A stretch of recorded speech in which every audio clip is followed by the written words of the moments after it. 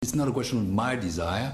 The question is there a need, and is there a demand from Spain? But France clearly believes there is a need.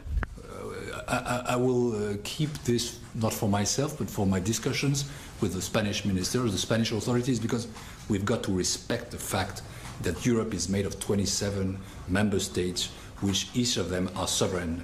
And it's particularly true for an important and proud country as Spain. But if at one stage they want something for the European Union, the tools are there. And especially the decisions from the ECB 1 week ago are very positive. Let me ask you about comments made by the Austrian finance minister after Nicosia. She said that Greece can have a few more weeks, but no more cash.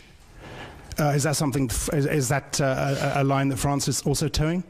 I was in Athens 3 days ago, and I really feel that we must secure the integrity of the Eurozone, that we must have Greece staying in the Eurozone, that if they show with a clear determination that they can make the efforts and reach an agreement with the Troika, then in October we can decide structural measures in order to have them in.